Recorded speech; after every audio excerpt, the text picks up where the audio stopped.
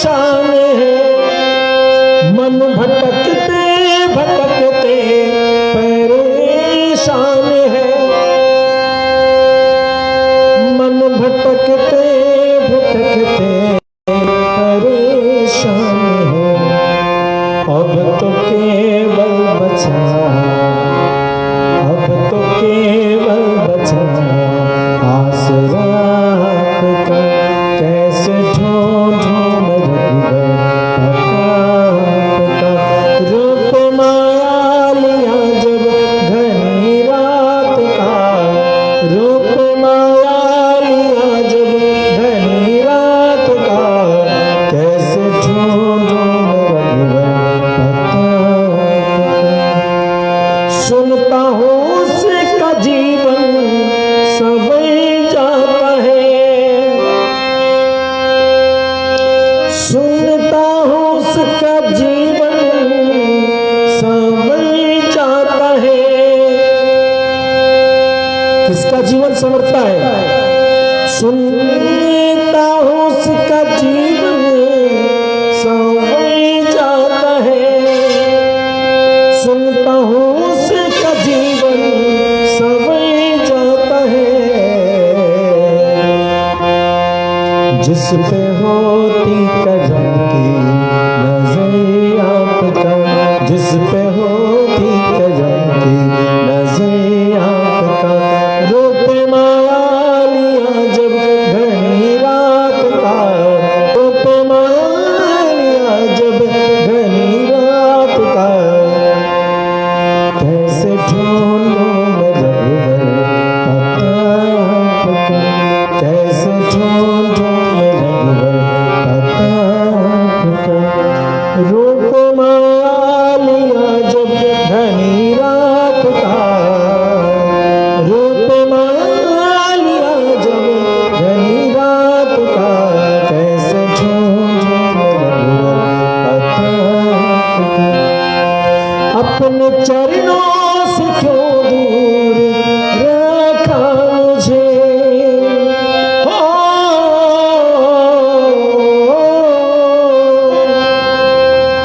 अपने चरणों से क्यों दूर रखा मुझे।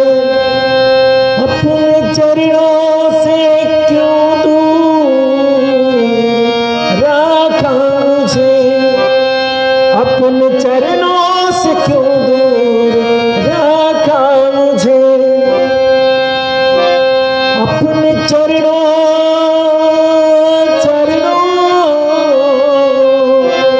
अपने चरणों से क्यों दूर रखा मुझे। अपने चरणों से क्यों दूर रखा मुझे। अब भगवान की शिकायत किससे करनी चाहिए? मान लिया हम अपनी माता की शिकायत अपने पिताजी से कर लेते हैं। पिता की शिकायत माता जी से कर लेते हैं। किसी ने कोई ना कोई सीनियर है जिससे अपने किसी की शिकायत कर लेते हैं। लेकिन भगवान की शिकायत किससे करेंगे? बोलिए। भगवान से शिकायत हो, भगवान से नाराजगी हो तो किससे कहनी चाहिए? अपने चरणों से क्यों दूर रखा मुझे।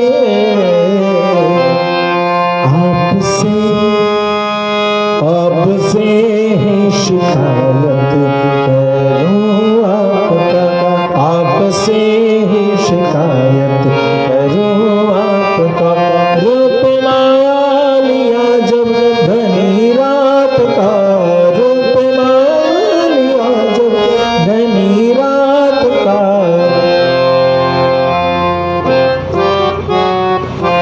रूप माया लिया जब घनी रात का। कैसे ढूंढूं मैं रघुवर आपका। कैसे ढूंढूं मैं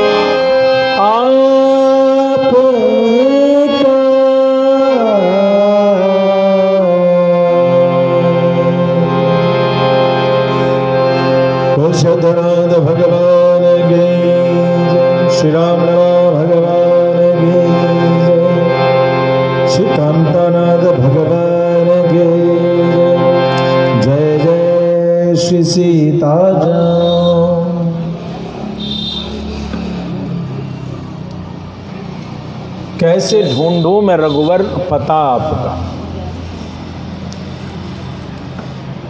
रूप माया लिया जब घनी रात का। भगवान अपने स्वरूप को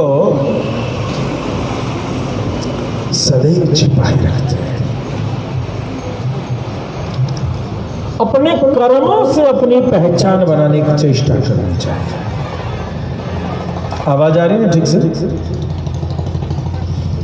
जय नहीं बोलते तो लगता है शायद सुनाई नहीं दे रहा है। बोल भक्तवत्सल भगवान की। हमें सुनाई देवे तब तो माने कि तुम्हें सुनाई दे रहा हो। तुम्हारा जय सुनाई देता रहता है तो हमें लगता है कि तुम्हें कछु सुनाई दे रहा है। जब तुम्हारा जय बंद हो जाता है तो हमें लगता है कि हमारी ये भी आवाज लगता है गड़बड़ हो गई। ना वो ना बोलो, जय बोलो। बोलो भक्तवत्सल भगवान की। अब समझ में आ गया। जय तो बोलते नहीं हो ना, इसीलिए लगता है गड़बड़ है। हमारे यहाँ मैथिली में कहावत है, मुंह में दही जम गया है क्या, जो नहीं बोल रहे हो। तो इस पर बाबा कथा के मोबाइल के मुकाबले मोबाइल बहुत जुटते हैं। कथा के बाद बात किया करो। तुम हमेशा व्यासपीठ पे चले आते हो बात करने, बात नीचे से करो।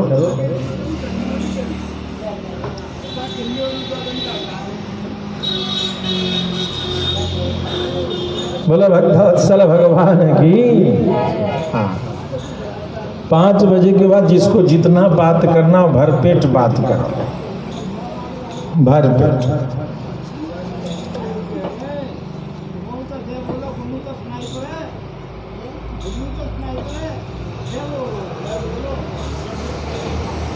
तो इस प्रकार से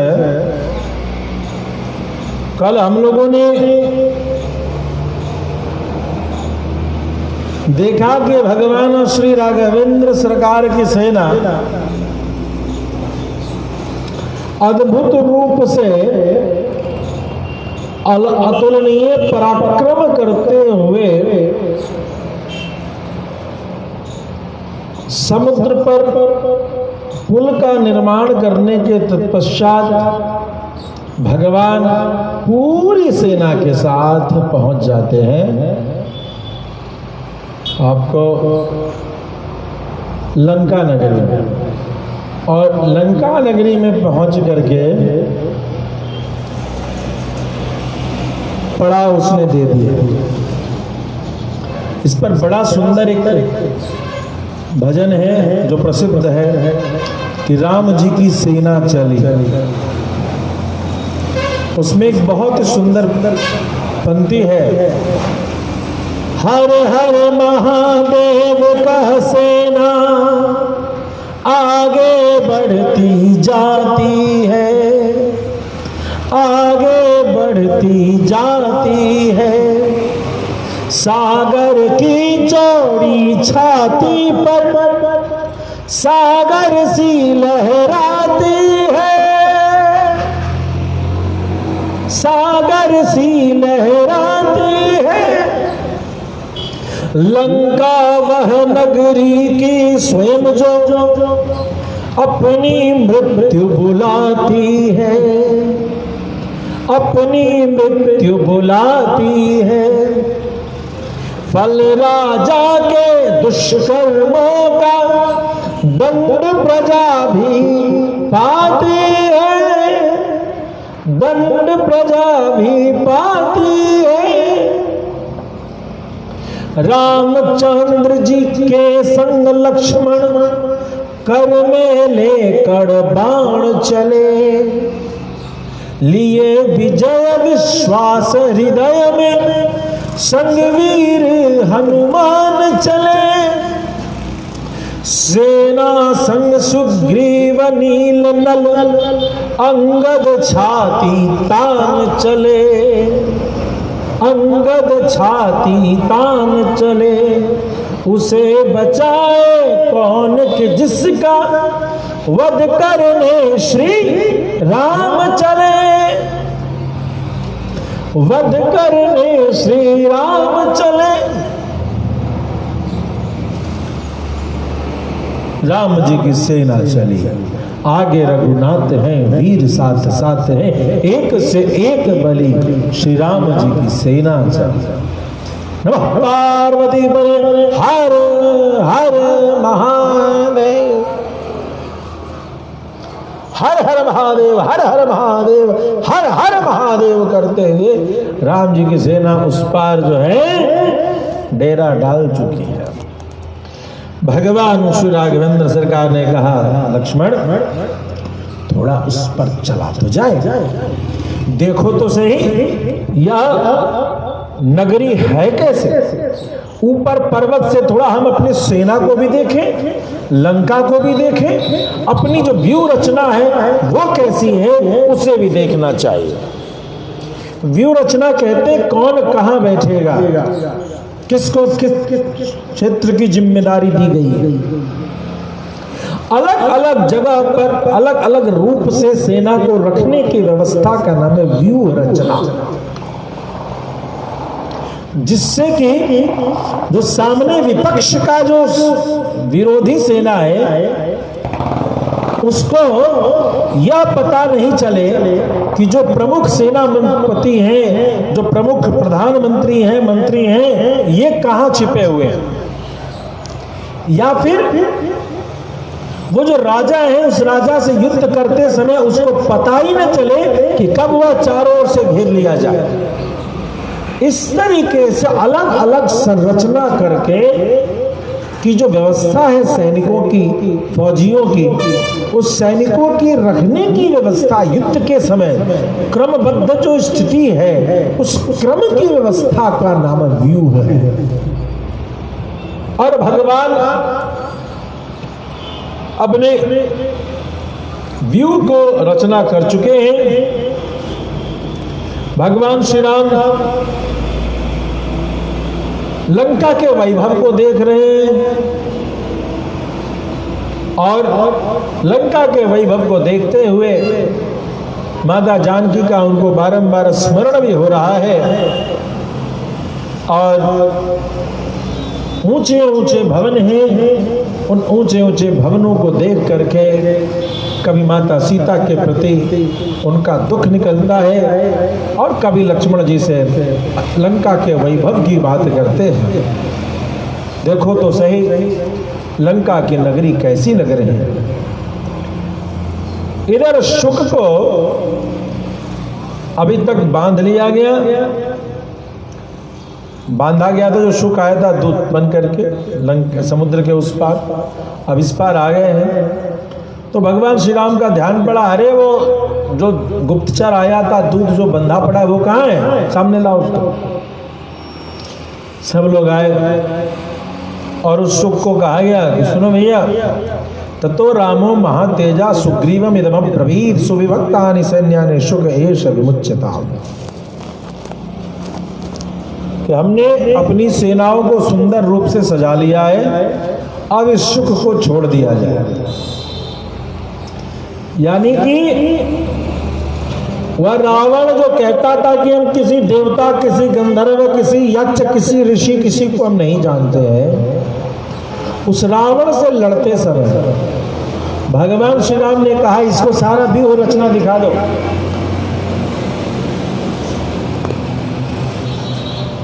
यानी कि भगवान श्री राम विश्वस्त अपनी सेना से इतनी है कि रावण को कोई कई अध्याय में मार सकते हैं। क्या बताने जाएगा ये भाई, भेद क्या बताने जाएगा। कोई आदमी क्या पूछता, शॉर्टकट का तरीका क्या है,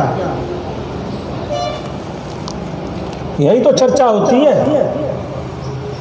हमारे भोरे बाबा कहते चढ़े न दूजो रंग, हम तो ऐसे हैं, शॉर्टकट का कोई तरीका ही नहीं, चढ़े जो दूजो रंग, पक्का रंग है। भगवान राम कहते हैं मेरा व्यवस्था पक्का है, तो जिस शॉर्टकट से आएगा रावण उधर तू मारा जाएगा। यही सूचना देने के लिए भगवान क्या करते हैं, हमारे शुक को कहते हैं भैया इसको खुला छोड़ दो, और उस शुक को खुला छोड़ के कह दिया और कुछ देखना है, और कुछ जानना है तुम्हें? बोलो क्या देखना चाहते हो? सारी सूचना मिल गई? जी जी जी जी जी जी जी जी। अच्छा जा जा जा जा, रावण को कह देना जा। शुकदेव, शुक जो है वो जो दूत है उस शुकदूत को भेज दिया। शुकदूत जाता है और शुकदूत जाकर के रावण के पास जाता है। रावण ने कहा, अरे वाह, तुमने तो बहुत समय लगाया, बहुत सूचना लाए होगे। बताओ राम की सेना की क्या स्थिति है, बताओ सुग्रीव क्या सोचता है, इन सारी बातों को खुल करके बताओ। तुम्हें डरने की बात नहीं है, जैसी स्थिति है वो सारी बात तुम हमें सुनाओ।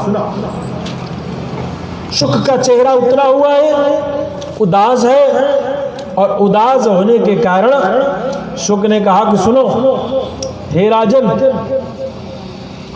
आपने जो मुझे भेजा था कि जा करके सुग्रीव को कहना कि तू मेरा भाई है, तू मेरा अपना है, तू राम के चक्कर में मुझसे क्यों झगड़ा लड़ रहा है, क्यों ले बैठा है, तो मैंने जा करके उससे मुलाकात करने के, उसे जो है गठबंधन करने की चेष्टा की, लेकिन राक्षसानां बलौघस्य वानरेंद्र बलस्य च, जैसे देवता और दानवों में संधि होना असंभव है, वैसे वानरों और राक्षसों में संधि होना असंभव है।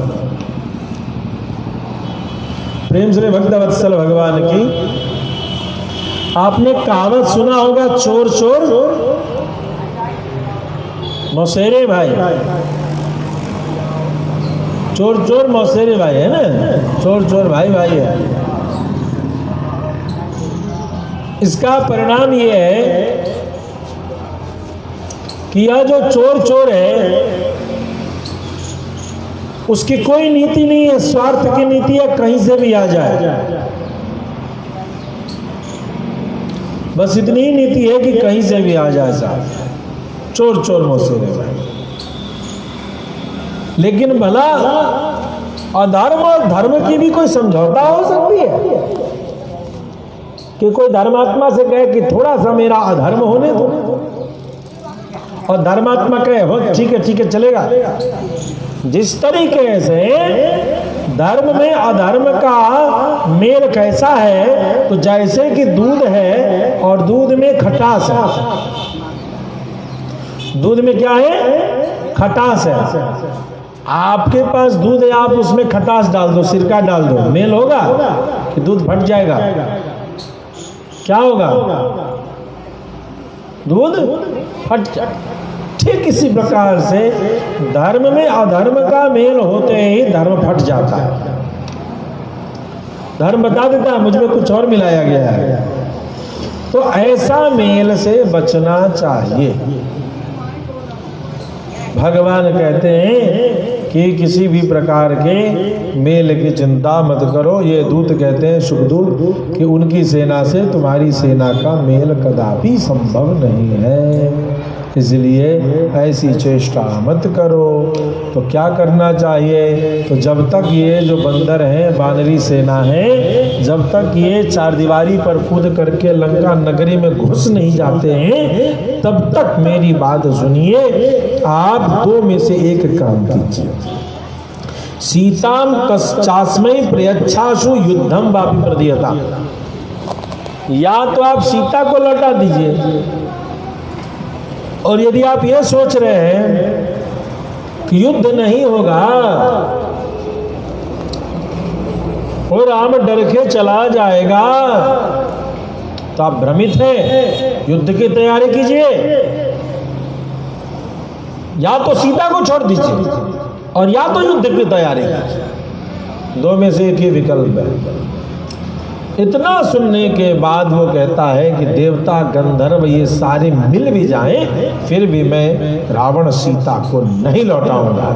अरे मैं देखना चाहूंगा कि जब मेरे बाणों से राम घायल होकर के मृत्यु को प्राप्त होगा। मेरे तर्कस में सोए हुए बाण हैं, जिसके टंकार की ध्वनि को सुन करके अच्छे अच्छे देवता मैदान छोड़ के भाग जाते हैं। मैं इस विशाल संग्राम को अवश्यमेव करना चाहूंगा।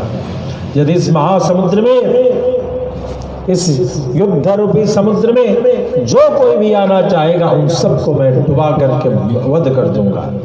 इस प्रकार की नादयुक्त गंभीर अहंकार से दर्पित बातों को रावण करता है। रावण ने कहा, सुनो शुक और सारण, मेरी बात सुनो। ये सारी बातों को जो है समुद्र को पार करना बड़ा कठिन था। इतना विशाल समुद्र बांध लिया गया, पुल बना लिया गया, इसकी क्या विधि है, कैसे ये संभव हुआ, ये सारी बात हमें खुल के बताओ। कहते हैं कि उन्होंने ये सारी बात बताई कि कैसे कैसे विभीषण गए हैं, उनसे सम्मिलन हुए हैं, विभीषण ने उनको शरणागति की याचना की है, प्रभु श्री राम ने निर्भीक होकर के उनको शरणागति प्रदान की है, और इस प्रकार से हम लोगों को पकड़ तो कब का लिया था, लेकिन उन्होंने हमें वध नहीं किया। यद्यपि बंदर हमको खूब मारने का सोचे, लेकिन उन्होंने मना कर दिया। और अब इस पार जब हम लोग वो लोग आ चुके हैं, तो वे इस पार करके इधर पहुंच चुके हैं। कहते हैं कि उनका पूरा निर्णय हो चुका है कि कल सवेरे ही हे रावण, उनका निर्णय है कि श्वः काले वज्रवान वज्रम दानवेश्वी वासवः, जैसे इंद्र अपने वज्र का प्रयोग करता है, मैं वज्र के समान अपने तीखे विषधर स्वरूप में बाणों का प्रयोग करके पूरी लंका को कल नष्ट कर दूंगा। इस प्रकार का संदेशा श्री राम ने आपके लिए भेजा है, और वे इस पर आ चुके हैं। श्री रामचंद्र जी का उनका जैसा स्वरूप है और जिस तरीके से उनका चाल भाव है, जिस तरीके से उनकी सेना है, जिस तरीके से उनका उत्साह है, शीघ्र ही पूरी लंका लगती है कि भस्मीभूत हो जाएगी। वो अपने क्रोध से पूरी लंका को जला देंगे, ऐसा उनका संकल्प और ऐसा उनका पराक्रम लगता है। एक से एक वानर जो है उत्साह के साथ उपस्थित हैं, और उनके जो कई सेनापति हैं, जो रावण जी, हे राक्षसराज, वो आपको खेल खेल में मारने का संकल्प लेकर के बैठे हुए हैं। इसलिए हम आपसे यही निवेदन करेंगे कि आप जो है उनका त्याग करें, सीता जी का। रावण ने कहा, अच्छा बंद करो, बताओ उस सेना के सेनापति कौन कौन है। सेनापति कौन कौन है, हर सेनापति के पास कितनी सेना है, इन सब चीजों को बारंबार पूछ करके रावण खिजला भी रहा है। लेकिन ये राजा पूछता क्यों है, अपने शत्रु पक्ष के बारे में जानकारी लेने से होता क्या है। आपने एक चीज देखा होगा, और कई बार हमारी सामान्य जनता सोचती है कि भाई जब पाकिस्तान से हमारा इतना बैर है, then why should we continue our bilateral talks, हम आपस में बात क्यों करते रहते हैं। देखा होगा साल डेढ़ साल बाद फिर कुछ बात होती है। व्यक्तिगत रूप से यदि दो पक्षीय बात नहीं होती है, तो किसी सम्मेलन में ही एक टेबल पे बैठना होता है। ये क्यों बैठना होता है, क्या जरूरत है। तो इन बातों से हमें अपने शत्रु के विचारों की जानकारी होती है, हमें हमारे शत्रु के बातों की जानकारी होती है, और इन बातों की जानकारी से हम अपने आगे की कूटनीति का निर्णय कर पाते हैं कि हम क्या कर सकें। प्रेम से भक्तवत्सल भगवान की अपने शत्रु के पक्ष में जो बातें विचारी जाती हैं उसको कूटनीति कहते हैं, और अपने राज्य को चलाने की जो नीति है उसको राजनीति कहते हैं।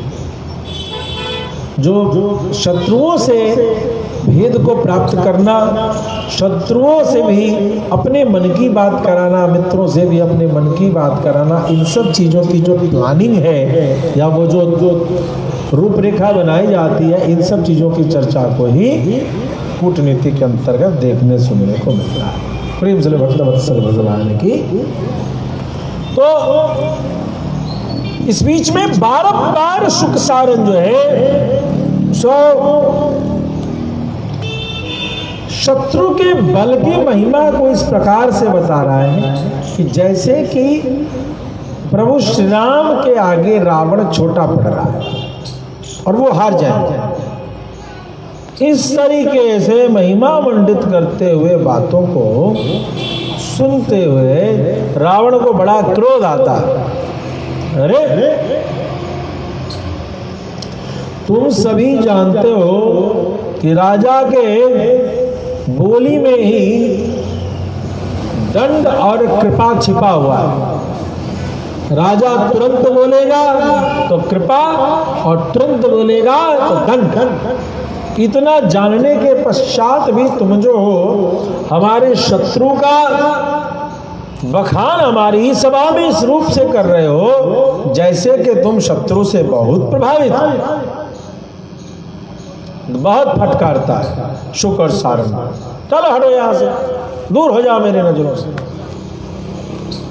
तुम्हारे पुराने उपकार को यदि मैं भूल जाऊं तो तुम्हारा अभी मैं वध कर दूं। तुमने पहले जो गुप्तचर का कार्य किया है, जो सूचना दिया है, जो बातें तुम मुझे पहुंचाते रहते हो, यदि उन बातों को मैं भुला दूं तो तुम्हारा अभी मैं वध कर दूं। ऐसा भगवान कहते हैं, ऐसा रावण कहता है कि तुम्हें मैं क्षमा कर रहा हूं। प्रेम से भक्त वत्सल भगवान की। रावण के और भी गुप्तचर भेजे गए थे। राजा लंकेश रावण ने कई गुप्तचरों को भेज रखा है भगवान की सेना की जानकारी के लिए, जो रूप बदल बदल करके पहुंचे हुए। और ऐसा कोई नहीं जिसको बानरों ने न पकड़ लिया हो। क्यों? कई बार अपने शत्रु पक्ष के किसी आदमी को रखने से भय तो होता है, लेकिन उससे आपको विपक्ष की सारी बात की जानकारी मिल जाती है। प्रेम से भक्त वत्सल भगवान की। जैसे आपको कोई बात आपके गांव में पहुंचानी हो हर आदमी को, तो हर आदमी को पहुंचानी हो तो बड़ा मुश्किल है। हर भाई 1100-1200 घर हैं, हर घर जाओ, बहुत समय लगेगा, 10 दिन लगेगा। लेकिन उसकी जगह पर गांव में से कोई एक हजाम होता था पहले, या जो गांव का पुरोहित होता था, इन दोनों से आप बात कर लीजिए तो वो बता देगा कि किस गांव में कैसा घर है, क्या सोच है, क्या विचार है। पुरोहित और हजाम को घर घर की बहुत गंभीर बात पता रहती है। पूरी लंका की सारी गंभीर बातों को जानने वाला विभीषण है, और विभीषण को भगवान ने अपना लिया। शरणागति करने के कारण, शरणागति याचना पर शरणागति प्राप्ति करने के पश्चात विभीषण जो है उलझा हुआ है। उलझे हुए जीवन को छोड़ करके आज भगवान के पास आ गया। भगवान ने उसे दंडित नहीं किया, स्वीकार किया। इस बात से विभीषण और उसके साथ 4 उसके सचिव बहुत ही प्रभावित होने के कारण उन्होंने जो है सो उन दूतों को पकड़ लेते थे, भेद बता देते थे। यही दूत आज पहुंच करके पुनः शार्दूल नामक एक दूत रहे जो सारी बात बता रहा है। रावण ने उनसे पूछा है, बताओ हमारी शत्रु की सेना में क्या क्या है, कौन कौन वीर हैं और उनकी क्या क्या सामर्थ्य है, इनकी जानकारी दो। कहते हैं कि देखिए, ये शार्दूल भी कहता है कि सीताम वापी प्रयच्छासु युद्धम वापी प्रदीयता। हे लंकेश, हे राजन, युद्ध के उस ओर जो हमारी सेना है, विपक्षियों की सेना है, शत्रुओं की सेना है, उन श्री राम की सेना और उनकी मंत्रणा को देख करके हम आपसे यही विचार करेंगे कि या तो आप युद्ध नहीं चाहते हैं तो सीता को प्रदान कर दीजिए, और नहीं तो युद्ध कर लीजिए। युद्ध की तैयारी कर लीजिए, क्योंकि उन्होंने सेना की छावनी अब इस पार बना दिया है। इस पार वो पहुंच चुके हैं, सुबेल पर्वत पर उनकी छावनी बैठी हुई है। यह कथा दिखती तो श्री राम के लिए है, लेकिन सच में यदि आप ध्यान दे रहे होंगे, जो लोग आज 30 दिन की कथा सुन रहे हैं, उन सबको ये समझ में आ रहा होगा ये कथा राम के लिए नहीं, ये कथा सीता की प्राप्ति के लिए है। किसकी प्राप्ति के लिए?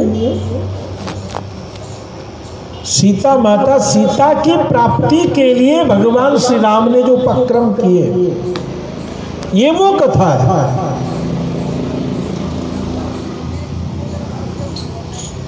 भगवान श्री राम सुबेल पर्वत पर अपनी सेना लेकर के आ चुके हैं समुद्र के इस पार, और ऐसी स्थिति में हे रावण, हे लंकेश, आपको या तो सीता जी का त्याग कर देना चाहिए और या तो फिर आपको युद्ध की तैयारी कर देनी चाहिए। कभी भी युद्ध प्रारंभ हो सकता है। तो पूछता है रावण, भाई ये बताओ, तुम तो सब जगह घूम चुके हो, सारी सेना तुमने देखी होगी, कैसे कैसे वानर हैं, क्या उनकी शक्ति है, कौन कौन है उस पक्ष में, ये तो बताओ। तो शार्दुल कहता है, स्वामी, जाम्बवान नाम से एक प्रसिद्ध एक रीछ है, जो ऋक्ष राजा तथा गदगद का पुत्र है। युद्ध में उसको परास्त करना बहुत कठिन है। ये जाम्बान जी कौन थे? ब्रह्मा जी के पुत्र थे। गुरु बृहस्पति का पुत्र है केसरी, जिसका पुत्र हनुमान अकेले ही यहां आकर के बहुत सारे राक्षसों का संहार करके जा चुका है। वह केसरी भी है टीम में। धर्मराज का पुत्र सुषेण है। चंद्रमा का पुत्र है दधिमुख। दधिमुख के हरि निसट सटा, दधिमुख वो जो बंधुवन की रक्षा करता था। मृत्यु के पुत्र है सुमुख, दुर्मुख, वेगदर्शी। अग्नि का पुत्र है नील। हनुमान स्वयं वायु पुत्र है। जो वीर अंगद हैं वो इंद्र के नाती हैं। नप्ता शक्रस्य दुर्धर्षो बलवान अंगदो युवा। नप्ता यानी नाती, जो नाती हैं। महेंद्र द्विविध अश्विनी कुमार के पुत्र हैं। अश्विनी कुमार किसके पुत्र है? सूर्य के। सूर्य के दो पुत्र अश्विनी कुमार और उनके ये दो पुत्र महेंद्र और द्विविध। यमराज के 5 पुत्र आप साक्षात काल के समान समझ लीजिए। गज, गवाक्ष, गवय, शरभ और गंधमादन। सूर्य के 2 पुत्र हैं श्वेत और ज्योतिर्मुख। वरुण का पुत्र हेमकुट है। नल विश्वकर्मा का पुत्र है। दुर्धर वसु देवता का पुत्र है। जय। तो इस प्रकार से ये सभी बंदर जितने आपको दिख रहे हैं, ये देवताओं के अंश हैं। अब सोचने की बात ये है कि ये देवताओं के अंश है, तो ये बीच में जो बैठा है राम लक्ष्मण, ये कौन है? ये सारी वानरी सेना अलग अलग देवताओं के अंश है। ये बीच में बैठा कौन है राम लक्ष्मण? दिख तो रहा है मनुष्य, तो बीच में कौन बैठ गया भाई? बोलो भक्त वत्सल भगवान की। तो हे राजन, इस प्रकार की हमने आपसे वानरों की सेना के भीतर की बात आपको बताई। अब रावण देख रहा है ये देवता मेरे सामने नहीं टकराए, भाग गए। देई देवतन गारी पचारी, सिंह पुण्य पुण्य सिंह नाद करिवारी। फटकार के भगा दिलाया, बाहर निकलो, कौन है मेरे से टकराने वाला? ऐसा करने वाला रावण। देवता भाग जाते थे, गिर कंदर खोहा, गुफा में छिप जाते थे। आज इनके पुत्र, इनके अंश यहां उपस्थित है। रावण को सच पूछिए तो थोड़ा डर लगा कि भाई मैंने कहा था कि नर और वानर, इनको मैं ज्यादा वजन नहीं देता और ये देवता बंदर बन गया। सियावर रामचंद्र की जय नहीं बोलते हैं यहाँ। बोले भक्तवत्सल भगवान की। जितना लंबा बोलिएगा उतना देर हमको सांस मिलता है। हाँ। तो अब रावण ने सोचा क्या, अपने गुप्तचर आदि से बात किया, सभाओं में बातचीत किया कि देखिए अभी से कुछ बातें हम लोगों की गुप्त रहा करेंगी, क्योंकि हम में से कोई जैसे विभीषण आदि के साथ मिला हुआ कोई हो सकता है जो यहाँ की सूचना वहाँ दे दे, वहाँ की सूचना यहाँ जैसे आ रही है तो यहाँ की सूचना वहाँ भी आ सकती है। इस प्रकार की बात रावण के एक बड़े विश्वास पात्र माया के जानकार विद्युत जिह्वा नाम से एक राक्षस है, उसको अकेले में लिया और विद्युत जिह्वा से कहा मोहिष्या वह सीता माया जनकात्मजा कि सुनो, मैं जो हूं सो विद्युत जीव कुछ माया करना चाहता हूं, तो क्या चलो थोड़ा एकांत में बात करते हैं। और एकांत में बात करके कहा कि सुनो विद्युत जीव, एक मेरी बात, तो क्या तुम अपनी माया से राम का कटा हुआ सिर बनाओ और उस कटे हुए सिर को तुम लेके आना और मैं तुम्हारी वाहवाही करूंगा। ठीक ठीक ठीक। इधर जो है उसने वाहवाही की और राजा रावण बहुत प्रसन्न हुआ। तब तक जो है वो विद्युत जीव आता है और विद्युत जीव आकर के एक धनुष बाण लिए हुए राम जी के धनुष बाण के तरीके से वो ले करके आया और निशाचर विद्युत जीव तुरंत वहां पहुंच गया। वो चला गया प्रमदावन में। कहाँ? अशोक वाटिका में। अशोक वाटिका एक दूसरा नाम है प्रमदावन। प्रमदावन का मतलब जिसमें किसी पुरुष का प्रवेश नहीं था, जिसमें सिर्फ स्त्रियां ही रहती थी, ऐसा एक वन उसने बना रखा था रावण ने। तो उस प्रमदावन में प्रवेश किया और तब तक जो है विद्युत जीव राम का कटा हुआ सिर धनुष बाण, महाराज की जय हो महाराज, जय हो जय हो। महाराज ने वाह क्या बात है विद्युत जीव, बहुत सुंदर बहुत सुंदर, तुमने इनाम का कार्य किया है, लो ये मैं तुम्हें मणियों की माला पुरस्कार में देता हूं। बड़ा सुंदर अभिनय हुआ और ये कहता हुआ बड़े प्रसन्न मुद्रा से उसका स्वांग करता हुआ रावण भीतर अशोक वाटिका में प्रवेश करता है। अशोक वाटिका में प्रवेश किया, बोला हे जानकी तू सपने देखना बंद कर दे। जिस रावण के पीछे तू पड़ा है, जिस राम के पीछे तू पागल बनी पड़ी है, जिस राम के लिए तू सोच रही है कि वो आएगा वो आएगा वो आएगा आदि, ये सभी जो बातें तेरे दिमाग में चल रही है, तो सुन इन सब चीजों को दिमाग से तू हटा ले। बोलो भक्तवत्सल भगवान की। सुन अब इंतजार करना छोड़ दे, अब इस राम की प्रतीक्षा करना बंद कर दे, वो राम नहीं आने वाला, वो राम अब तू कभी नहीं देख पाएगी। सुन दुखी मत होना, तुम्हारे सौभाग्य का मार्ग खुल गया है। उस राम से मोह को नष्ट करो और मेरी स्वामिनी बनो, रानियों की स्वामिनी बनो, मुझे स्वीकार करो। कहा जाता है कि समुद्र के उस पार राम अपनी पूरी बंदरों की सेना लेकर के समुद्र के उस पार आकर के उसने डेरा डाल दिया।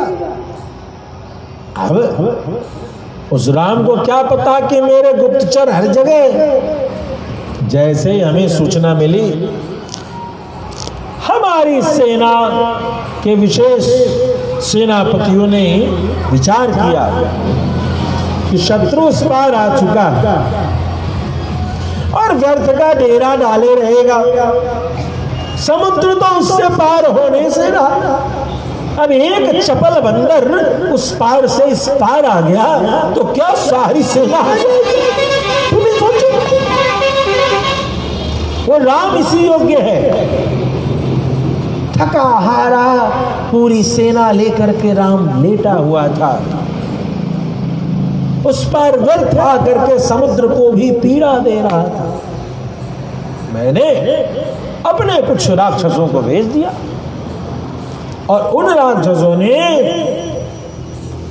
इन सभी का बढ़िया से सोए सोए पूरी सेना को ध्वस्त कर दिया है। जामवान जो बहुत उछल रहे थे वो छिन्न भिन्न हो चुके हैं। सुग्रीव की गर्दन काट दी गई है, हनुमान का हनु ठुड्डी टेढ़ा कर दिया गया मार के, और जिस राम के लिए तू विलाप कर रही है उस राम का सिर काट दिया गया है।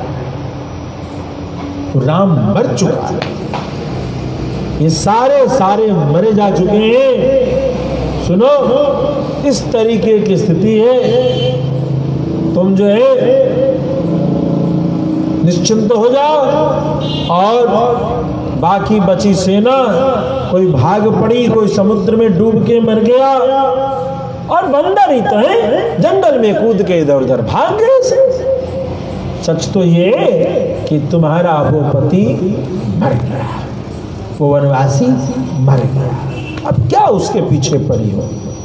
रावण ने कहा, अरे राक्षसी, राक्षसम क्रूर कर्माणम विद्युत जिह्वम समानय येन तद्राघव शिरः संग्रामात् स्वयमाहृतम्। अरे वो जो हमारा राक्षस वीर है विद्युत जीव, हे राक्षसी, उसे बुला करके ले आओ, थोड़ा वह भी तो सिर को लेकर के दिखाए। राम का सिर मरने के बाद देखने में कैसा लगता है। लाओ। राक्षसी जाती है, विद्युत जीव को बुलाती है और विद्युत जीव उस माया के सिर को माता जानकी के पास लाके रख देता है। वहीं पर धनुष बाण रख दिए जाते हैं। धनुष बाण रखा गया, सिर रख दिया गया और उसके बाद विद्युत जीव वहां से चला गया। बचा रावण। रावण ने कहा, ले ये तेरे पति का धनुष बाण है और ये तेरा राम। सोया सोया मारा गया, धनुष पे प्रत्यंचा चढ़ी रह गई, चला भी नहीं सका। अब भगवती सीता भगवान श्री राम के सिर को देखते ही स्पर्श करते ही वो चक्कर खा करके अचेत हो जाती है। थोड़ी देर बाद चेतना आती है। लगभग 13 वर्ष 11 महीने पूर्ण हो चुके हैं। तो माता कैकेयी का मनोरथ आज पूर्ण हो गया। सबके हृदय में प्रेम स्थान प्राप्त करने वाले श्री राम आज उसको चक्र के कारण यहां तक पहुंच गए। हे राघव, आज आपके उस शरीर को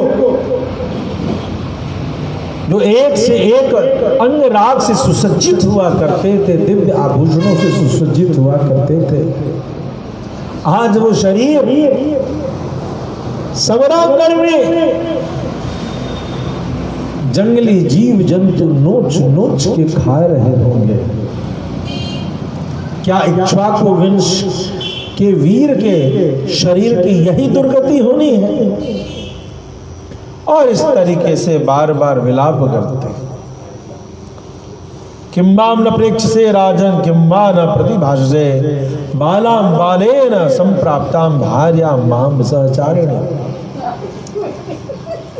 हे स्वामी, बचपन में ही बाल्यावस्था में ही मैं थी और बाल्यावस्था की आप थे, और आपने मुझे विवाह करके आप ले आए, क्या इसी दिन के लिए ले आए?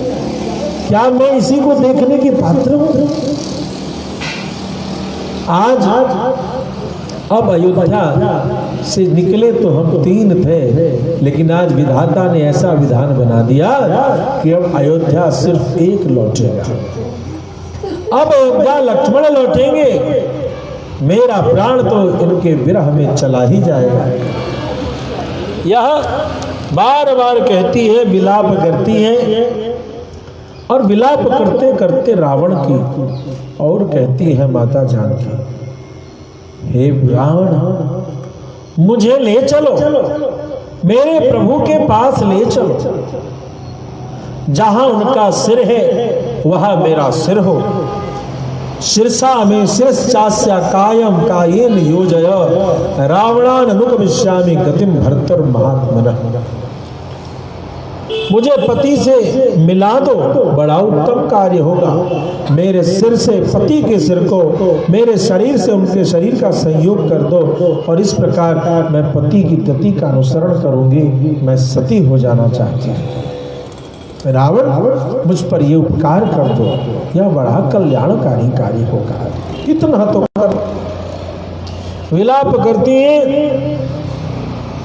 तभी उसी बीच में एक रावण का दूत, एक राक्षस पहुंचता है, और वह कहता है, विजयस्वार्य पुत्रेति सुविवाद्य प्रसाद्य च न वेद यत् अनुप्राप्तम प्रहस्तम वाहिनी पतिम। वर्तमान में इस भारत में एक विडंबना चल रहा है। एक विडंबना ये चल रहा है कि भारत में एक खूब प्रचार किया जा रहा है आधुनिक इतिहासकारों के माध्यम से कि यह राम आर्य की सेना थे और यह रावण अनार्य था।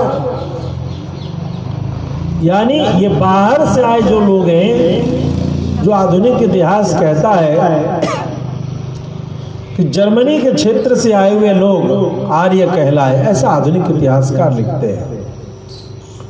और उन लोगों ने ही आकर के यहाँ की संस्कृति पर ऐसा ऐसा दबदबा बनाया, और जो यहाँ के मूल निवासी थे उनको जो है सो शूद्र के रूप में देखा, और ऐसा ऐसा करके हमारे ये सारी राजनीति चौथे वर्ण के ऊपर है। और ये चौथा वर्ण क्या है? ये इन्हीं सब में भटकता रहता है, ये इन्हीं सब अनाप शनाप में भटकता रहता है। उसको कोई कह दे कि तुम्हारे साथ अत्याचार हो गया है, बस उसी के साथ, हाँ ये ठीक कह रहा है, मेरे साथ बहुत अत्याचार हुआ है, बस उसको कह दीजिए कि मेरे साथ अत्याचार हुआ। क्या जब इस देश में बाहर के आक्रमणकारी आए तो जो राजपूत होते थे, ठाकुर होते थे, क्षत्रिय थे, उनके बेटों को कमल के फूल की माला पहनाई जाती थी कि ये तीर धनुष बाण और तोप और गोले लगाए जाते थे। लेकिन किसी ठाकुर के मुंह से ये नहीं निकलता कि इस देश में मेरे साथ अत्याचार हुआ, जबकि गोले चले, तीरें चली, काटे गए, मारे गए। उनकी पत्नी महारानी पद्मावती जैसी कई जौहर होना पड़ा इज्जत बचाने के लिए। लेकिन कभी कोई ठाकुर नहीं कहता है कि मेरे साथ अत्याचार हुआ, वो कहता युद्ध का संग्राम था, युद्ध में शहीद हुए, वीर गति की प्राप्ति हुई, मेरा यही कर्तव्य है, राष्ट्र और धर्म के लिए प्राण जाना ही क्षत्रियों का कर्तव्य है। और इस बात से वो गौरव महसूस करते हैं कि मुझे इस मिट्टी की सेवा में अपने प्राण देने का अवसर मिला। क्या जो गुरुकुल में पढ़ाने वाले ब्राह्मण थे वो बहुत बड़े धनवान थे क्या? जंगल में तो रहते थे, झोपड़ी बनाकर, और उसमें जब बाहर के सैद्धांतिक लोग आए जो बड़े बड़े विश्वविद्यालय जलाए, गुरुकुल जलाए, तो जो उसमें पंडित जी लोग जो पोथी लेके थे उनकी आरती उतारी गई थी क्या? जी नहीं, उनको भी मारा गया। लेकिन क्या किसी ब्राह्मण के मुख से आप सुनते कि मेरे ऊपर बहुत अत्याचार हुआ इस देश में? कोई ब्राह्मण नहीं कहता। रहोगे इस मिट्टी में तो करोगे किसके लिए? जिस मां ने तुम्हें दूध पिलाया उसके लिए तुम सेवा करते करते कुर्बान हो जाओगे तो कहोगे कि मेरे साथ अत्याचार हुआ। जिस मां ने तुम्हें मिट्टी से पाला उस जन्मभूमि के प्रति यदि कुछ करते करते इस राष्ट्र धर्म के लिए तुम्हारा यदि प्राण चला जाए तो तुम उपकार बताओगे? तो कभी शायद ही आपने सुना होगा कि कोई ब्राह्मण कहता है कि बहुत अत्याचार हुआ, जबकि गोले चले, मारे गए, बहुत कुछ हुआ। इतिहास के पन्ने। जब भी कहीं शास्त्रार्थ हुआ, शास्त्रार्थ भी धर्म का एक युद्ध होता था, उनमें जाते थे और उनके साथ युद्ध होता था। चाहे वो ध्यानु भगत की कथा हो, चाहे वो भोला भगत की कथा हो, अकबर के समय तक की कई कथाएं आपने सुनते होंगे, इस बाबा के साथ वैसा, उस बाबा के साथ वैसा, उस महात्मा के साथ वैसा, उस गुरु जी के साथ वैसा, उस ऋषि के साथ वैसा। इन्होंने तो कभी नहीं कहा। जो बनिया व्यापार करता है उससे राजा ने टैक्स लिया। हर बनिया जितना ज्यादा कमा रहा है उससे हर राजा ने टैक्स लिया, लेकिन बनिया तो छाती कभी नहीं पीट रहा है। हमारी चौथे वर्ण को समझना पड़ेगा कि इस मिट्टी के लिए यदि कभी उन्होंने कोई त्याग तपस्या की है तो अपनी मां के लिए, अपनी माटी के लिए किया गया त्याग तपस्या कोई उपकार नहीं है, ये कर्तव्य है जो सभी को करना चाहिए, और उन्होंने भी किया, इसीलिए वो प्रशंसा के पात्र है। लेकिन उसके लिए हीन दृष्टि रखना, उसके लिए दुखी हो जाना, और कोई भी बाहर से आए और वो कह दे कि तुम्हें इतना मेहनत करना पड़ा, तुम्हें यहां भारत में सम्मान नहीं मिला, तो क्या मेरे होगा? तो बस इस भारत में विस्फोट करो, आग लगाओ। इस तरीके की अनायास बातों में बाहर के विधर्मियों के चिंतन में पढ़ करके हमारा चौथा वर्ण बार बार भटकता हुआ दिखता है। देखिए, उसी में से एक सूत्र है कि रावण अनार्य था और इधर के लोग आर्य थे। आर्य और अनार्य की लड़ाई थी राम रावण युद्ध। ये कोई भगवान नहीं थे, ये कोई राक्षस नहीं था, एक अनार्य था रावण और आर्य था राम। लेकिन यहां ध्यान देंगे, वो आकर के राक्षस क्या कहता है? विजयस्व आर्य पुत्रेति, हे आर्य पुत्र। रावण को भी कहता है हे आर्य पुत्र, यानी वह भी आर्य ही था। ये आर्य अनार्य की लड़ाई नहीं थी, ये ठाकुर ब्राह्मण की लड़ाई नहीं थी, ये धर्म की लड़ाई थी। लेकिन समाज में राजनीतिक विद्वेष प्राप्त करने के लिए ऐसी ऐसी बातों को लोग बोलते रहते हैं और हमारे लोगों को भटकाते रहते हैं। खैर, कथा में क्या देखते हैं हम लोग कि विजयस्वार्य पुत्रेति सो विवाद्य प्रसाद्य च, प्रसन्न हो, आपसे सेनापति प्रहस्त मिलना चाहते हैं। जब तक इधर माता सीता को वो कटा हुआ सिर दिखा रहा है तब तक सेनापति आ गए। बोले भक्तवत्सल भगवान की।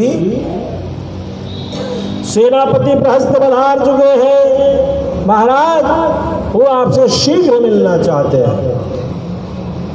अब तो राक्षस राज ने सीता जी के साथ होने वाली सारी बातचीत को छोड़ा और झट वहां से वो चल पड़ा। उनके जाने के बाद जो है तुरंत वहां से वो जो सिर है और वो जो धनुष बाण है सब गायब हो गया और रावण ने डिगडिग्गी बजवा दी कि सारी सैनिकों को बुलाया जाए और उनसे कहा न जाए। देखिएगा, ध्यान दीजिएगा क्या कहता है, समान युद्ध सैन्यानि वक्तव्यम च न कारणम। उन्हें कारण मत बताना क्यों बुलाया गया है, डिगडिग्गी बजा दो, सुनो सुनो सुनो, सारे नगरवासी सुनो, लंकाधिपति रावण के दरबार में जल्द से जल्द पहुंचो। किस लिए पहुंचो नहीं बता। क्यों नहीं बताना है?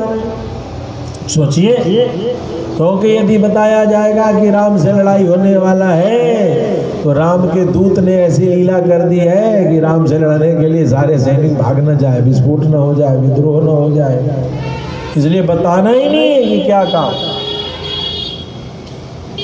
और इस प्रकार से डिगडिगी बजवा दी गई कि सब लोग आओ आओ आओ, सब लोग युद्ध की तैयारी करो। प्रेम से भक्त वत्सल भगवान की। यहां पर शर्मा नाम की एक राक्षसी है। वो शर्मा नाम की राक्षसी जो है, माता जानकी से उनकी मैत्री हो चुकी है, उनकी मित्रता हो चुकी है। और उस मित्रता के कारण भाई प्रेम की कीमत तो अद्भुत है। अच्छा देखिए, सोचिए कि माता सीता का कितनी शीलता थी, वो क्या तपस्या थी कि राक्षसियों के भीतर भी जो त्रिजटा है, जो शर्मा है, जो विभीषण की बेटी कला है, और जो महाराजा रावण की जो महारानियां में से जो रानियां हैं, दासियां हैं, उनमें से भी कुछ, यहां तक कि मंदोदरी भी सीता के पक्ष में बोलती है। आप कल्पना कीजिए कि शत्रुओं के पक्ष में रहने वाली जो देवियां हैं, जो स्त्रियां हैं, वो भी जानकी जी के पक्ष में है कि नहीं, इसके साथ अत्याचार हो रहा है, इसको ऐसा नहीं करना चाहिए, रावण को उनका त्याग कर देना चाहिए, आदि आदि उनके मन में ये भाव है। प्रेम से भक्त वत्सल भगवान की। अब क्या होता है, शर्मा बोलती है कि देवी सुनो मेरी बात, ऐसे मत करो। वो तो गिर पड़ी, शरीर में जो भी एक तो जैसे तैसे वस्त्र हैं उसमें भी मलिनता और आ गई, धूल लग गया।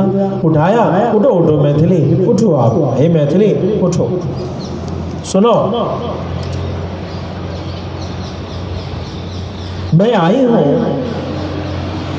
मैंने छिप करके सारी बात सुनी है कि रावण तुमसे क्या कह रहा है और रावण तुम्हें क्या समझा रहा था, और तुमने जो उत्तर दिया इन सारी चीजों को मैंने सुना है। इतना ही नहीं, तुमसे बात करते करते अचानक जो रावण भाग के गया यहां से, क्यों गया है ये तुम जानती हो? अचानक क्यों भाग गया? एक राक्षस आता है और वो कहता है कि सेनापति प्रहस्त आए हैं और तुरंत दौड़ के जाना पड़ा। कभी सोचा है? मैं सब पता लगा के आई हूं, आप निश्चिंत रहो। सुनो, रावण के जो गुप्तचर उस पार गए हैं, उस पार से कुछ गुप्तचर सूचना लेकर के इस पार आए, और इस पार जो सूचना लेके आए तो वे सभी बता रहे हैं क्या कि राम की सेना इस पार आ चुकी है। और जैसे ही मुझे पता चली कि राम की सेना इस पार आ चुकी है, देवी मैं तो वहां भी चली गई। कहां? जहां तुम्हारे राम है। उत्तीर्य सागरम राम सहवानर सेनया सन्निविष्ट समुद्रस्य तीरमासाद दक्षिणम दृष्टो में परिपूर्णार्थ काकुत्स्था सह लक्ष्मण सहित सागरांत स्थिर बलैस्तुष्टति रक्षुतः। मैंने जा करके लक्ष्मण जी के साथ में प्रभु श्री राम का मैंने दर्शन किया है, और वे अपनी पूरी सेना के साथ पूर्ण सुरक्षित है। आप इसमें कोई चिंता मत करो। मैंने देखा है राम को, मैंने देखा है लक्ष्मण को, मैंने देखा है सुग्रीव को, मैंने देखा है हनुमंत लाल जी को। हे देवियां, यही धर्मो रक्षति रक्षिता, यही धर्मो रक्षति रक्षिता। माता जानकी के लिए रावण द्वारा पालित पोषित जो राक्षसी है वो गुप्तचर का काम करने लगी। आप सोचते हैं कि वो माता जानकी एक डरने वाली सिकुड़ करके सहम करके रहने वाली एक अबला है, जो निस्तेज है, जो निर्बल है, जो बड़ा कमजोर है। गलत। माता जानकी का एक ही संकल्प है, इस रावण को श्री राम नष्ट करें, मात्र इतना। श्री राम वध करें, रावण का यह कोई आवश्यकता नहीं है। आवश्यकता है माता जानकी के संकल्प का, उनकी प्रेरणा का, उनके विचार का, उनके भाव का, कि राम स्वयं वध करे। अन्यथा रावण का वध माता जानकी भी कर सकती है, रावण का वध वो हनुमान भी कर सकते हैं, क्योंकि नरवानर कोई भी इन सभी के सामर्थ्य होने के पश्चात भी जो प्रभु श्री राम ने कहा कि मैं उसका वध करूंगा, तो माता जानकी भी कहती हैं कि यह यश उनको ही प्राप्त हो। गौरव में, अपने पति के गौरव में सदैव रहने वाली माता जानकी। जिस दिन आप अपने पति की शिकायत शुरू कर देती हैं, आपका समाज में रेट गिरना शुरू हो जाता है, सम्मान गिरना शुरू हो जाता है। ये जो नई बहुएं हैं, ये जो नई बेटियां हैं, पहले के समय औरतें कुछ ऐसे कपड़े रखा करती थी कि जो मायके जाती थी तो खूब बढ़िया बढ़िया साड़ी पहन करके, खूब बढ़िया कपड़े, किस लिए कि वह अपने पिता और पिता के अगल बगल के लोगों को कह सके कि मैं ससुराल में सबसे सुखी हूँ, मैं बहुत अच्छे से हूँ। ये कथा माता सती से चल रहा है। सती भी अपनी बहनों से दिखाने के लिए कि मेरे पति ऐसे हैं वैसे हैं, ये भाव रखते। लेकिन वर्तमान में एक ऐसे परिवेश का निर्माण किया जा रहा है जिसमें पति जो है एक सम्मान का पात्र नहीं हो, एक सम्मान का पात्र नहीं है। पति से कंपटीशन, पति को बंधन में रखना, पति पर नियंत्रण करने को ही स्वतंत्रता बता दिया गया। परिणाम स्वरूप अच्छे अच्छे घर टूट रहे हैं और अच्छे अच्छे घर में संस्कार का ह्रास हो रहा है। इसलिए यहाँ बहुत सुंदर देखने वाली बात है कि शर्मा बता रही है कि चिंता मत करो, मैंने खुद देखा है राम को। और हे देवी मेरी बात सुनो, ये बाहर डिगडिगी बज रही है, जो कुछ बज रही सुनाई दे रहा है, क्यों बज रहा है? राम तो मारेंगे, सुग्रीव नल नील जान सब मरेंगे, एक लक्ष्मण बचा है बस। यही तो रावण कह रहा था। फिर ये युद्ध की तैयारी की डिगडिगी क्यों बच रही है? अब किससे युद्ध करेगा रावण? थोड़ा सोचो।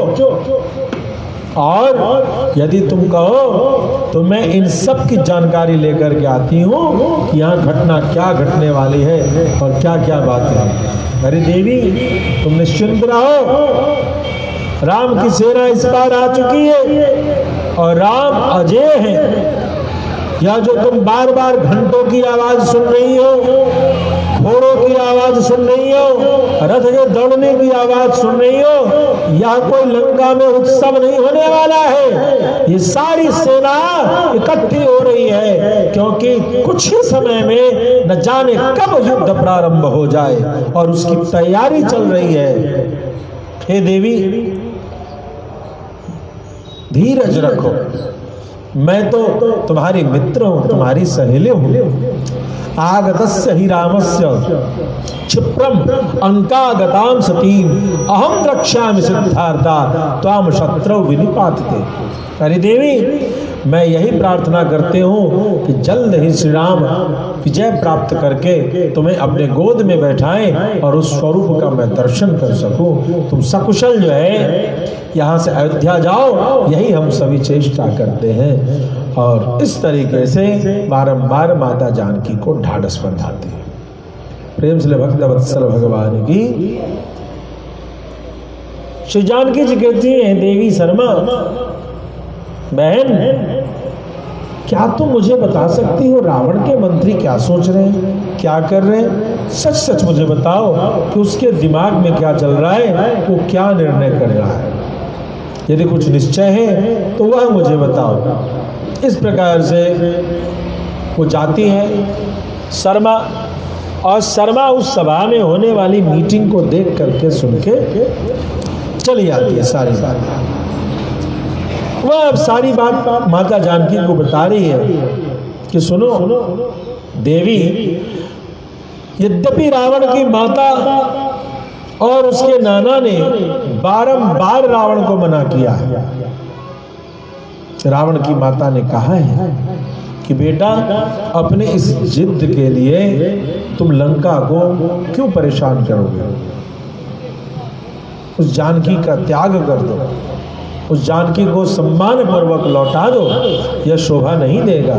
सारे बूढ़े मंत्री, सारे सभासद इस बात के लिए तैयार कर रहे हैं रावण को, लेकिन रावण मानने को तैयार नहीं है। रावण के मन में तो जैसा लगता है कि वह मृत्यु से प्रेम कर बैठा है, कितना भी उसे मनाया जाए लेकिन वह मानता नहीं। इस प्रकार से ऐसी स्थिति होती है। माल्यवान उनके नाना हैं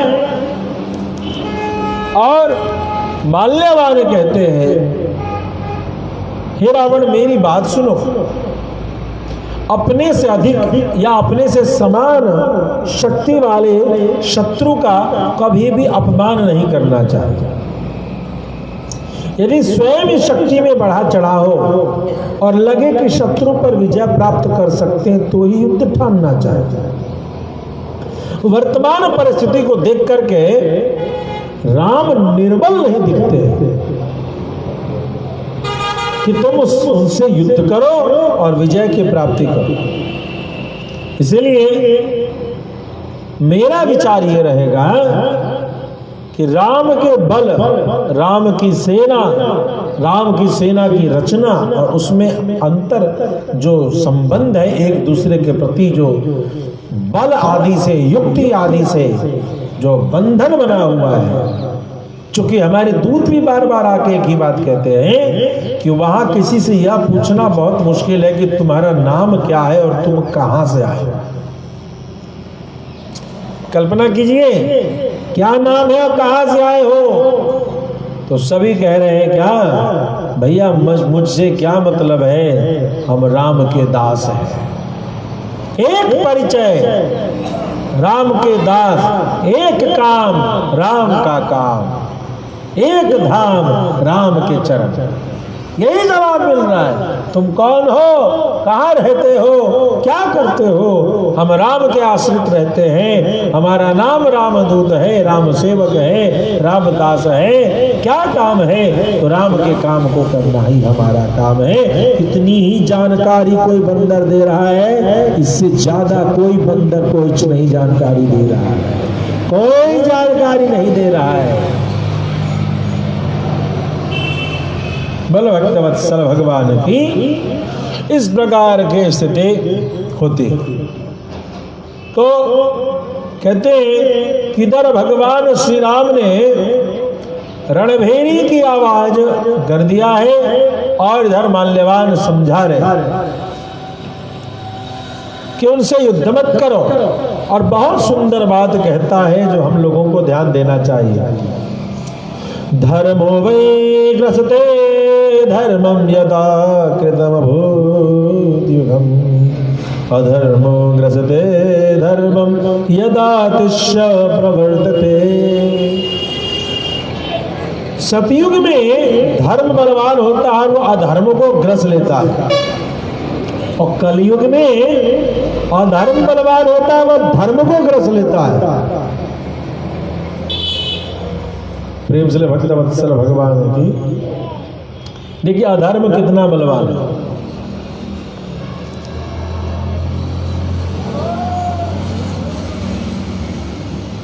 आज आप सभी लोग जान रहे हैं कि जो पूजा पाठ के जितने नियम हैं वो सामाजिकता के नाम पर ध्वस्त किए जाते हैं। एक कर्मकांडी ब्राह्मण को बहुत कठिनाई होती है समाज में रहने में। ये मैं सही बता रहा हूं। एक ब्राह्मण जो कर्मकांडी है उसको बहुत विरोध है समाज में, बहुत ज्यादा विरोध है। एक समय था जब मैं जल कहीं नहीं पीता था तो मुझे निमंत्रण देना लोगों ने बंद कर दिया। क्यों? कि इनको लोग दूर होते चले गए। कर्मकांडी ब्राह्मण को, नियम से रहने वाले ब्राह्मण को बड़ा कष्ट है। कई दिन लंबी लंबी सफर, तो पता चले कभी कभी हम लोग ब्रेक लगाते थे यात्रा में, साउथ जाना है तो बीच में इंदौर में रुके, अपने गुरु आश्रम गए, वहां स्नान किया, भोजन किया और तब फिर आगे बढ़े। जो ऐसा कोई संकल्प ले ले कि मैं भगवान का ही भोग प्रसाद पाऊंगा, नियम से बने हुए रसोई में भोग प्रसाद पाऊंगा, उस ब्राह्मण को बड़ा कष्ट है, बहुत कष्ट हो जाता है। लोग तो कई बार उसकी हंसी उड़ाते हैं और कई बार उसको ज्ञान देने चले आते हैं, महाराज जी ऐसे लोग आपसे जुड़ेंगे नहीं। अरे कोई हम नेता जो जुड़ने चले? कौन टीचर सोचता है कि हमसे मेरा स्टूडेंट बहुत प्यार करे, very good sir, very beautiful, very handsome sir कहे? कोई टीचर ऐसा सोचता है? प्यार करना होगा भगवान से करेंगे। एक शिक्षक का कर्तव्य ये नहीं कि बच्चे उसे प्यार करें। एक शिक्षक का कर्तव्य, गुरु का कर्तव्य है कि वह भगवान से प्यार करे, वह अपने पढ़ाई से प्यार करे। वह शिक्षक का कर्तव्य कि उसका चेला भगवान से पढ़ाई करे, शास्त्र से प्रेम करे, धर्म से प्रेम करे। उससे प्रेम करने से क्या होगा? यदि चमड़ा का गुरु है तो भैया खूब प्यार करो। ये चमड़े के गुरुओं से बचो जो चमड़े का प्यार तो एक दूसरे के प्रति खूब कर रहे हैं। लेकिन गुरु का कर्तव्य क्या है? आचार्य का कर्तव्य क्या है? अपना प्यार कर्तव्य नहीं है। आप देखिए माता सीता को राम जी से मिलना है और हनुमान जी बीच बीच में ब्रेक लगाते हैं कि मुझे आज्ञा नहीं मिली है, नहीं तो मैं आपको ले चलूं। हनुमान कौन है? गुरु है। हनुमान कौन है? गुरु है, आचार्य है। वो कह रहे हैं। और माता सीता भी क्या कहती है? वो भक्तों की, दासों की प्रतिनिधि कर रही है। वो प्रतिनिधि कर रही है, वो भी बता रही है कि तुम्हारा जीवन भी ऐसे फंसा रहेगा तो क्या होगा। तो माता सीता क्या कह रही है कि मुझे तो बस मेरा संदेशा पहुंचा दो और गुरु को बुला दो।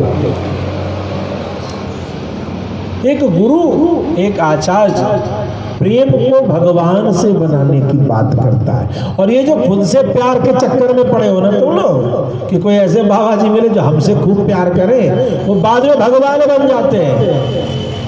वो भगवान की मूर्ति को कूड़ा में फेंक देते हैं, अपनी मूर्ति बनवा ला और तुम सभी उसी भीड़ में अनाप शनाप कर्मों को करते हुए दिखाई देते हो, जो आप जब तक देखते हैं। और फिर कहते हैं कि अरे महाराज जी आजकल साधु लोग तो ऐसे हैं। अरे कोई साधु वैसा नहीं है, तुमने वैसों को ही साधु समझा है, ये तुम्हारा फॉल्ट है। तुमने विद्वानों को, संतों को, शास्त्र संतों के सम्मान करने वालों को अपना माना ही नहीं, क्योंकि वो थोड़ा कड़े होंगे, नारियल के समान कड़े होंगे, जो भीतर में तुम्हारे लिए जड़ी बूटी के समान नारियल पानी रखे होंगे, बाहर से तुम्हें थोड़े रूखे नजर आएंगे। किसी गृहिणी से आप मिलिए साहब, मैं आपको एक उदाहरण देता हूं। एक घर की कुशल महिला है और आपको उससे 2 घंटे बात करना है, 2 घंटे बात करना है। एक ऐसी महिला है जिसने पूरे घर को नचा के रख दिया है, पूरे घर की सारी जिम्मेदारी अपने पास रख लिया है, सवेरे से झाड़ू पोछा से लेकर के रात तक सोने तक। 4 टाइम उसके घर में भोजन बनता है, 2 टाइम भोजन दिन का और रात का, और 2 टाइम नाश्ता सवेरे का और शाम का, चावल दाल रोटी सब्जी।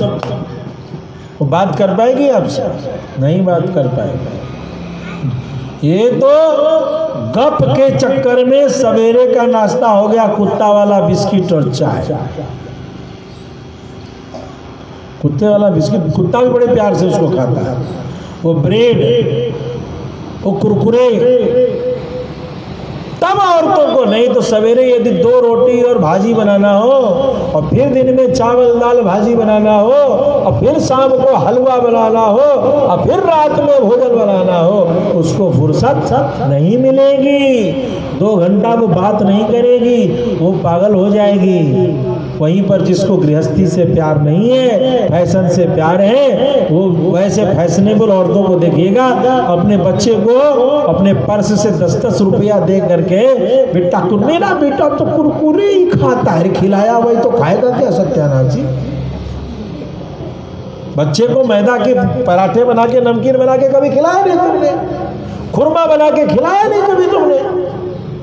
भाई घर में भी तो खुरमा बनते हैं, एक से एक पकवान बनते हैं, बनाने नहीं आता है, आता है तो समय नहीं है, लिपस्टिक लगाने समय बचे तब ना।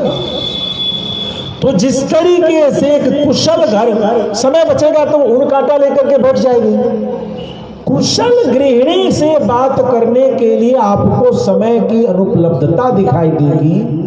अब मॉडर्न जो सुंदर छैल छबीली है, उससे तो आप घंटों बात कर सकते हैं प्यारे।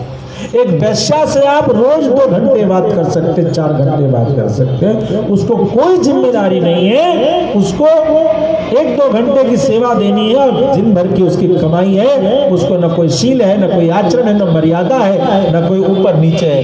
तो वैश्या खूब बात कर सकती है, लेकिन एक गृहिणी नहीं बात कर पाएगी। ठीक उसी प्रकार से जो भगवान के भक्त हैं, उनको बात मत उलझाइए।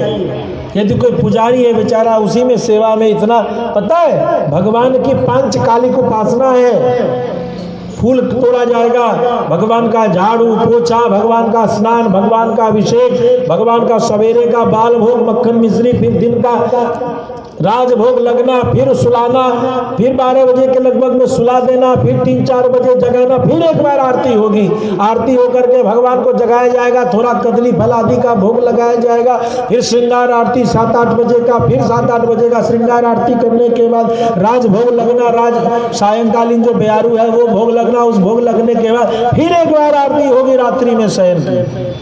जो इतना करेगा, अमूमन है आप पुजारी जी से बात खूब करना चाहते हैं तो भगवान का एक बार घंटी खुलता है टन टन टन टन टन टन, और फिर एक बार रात में टन टन टन टन टन टन, बीच में तो भगवान के भक्तों के बीच उलझा।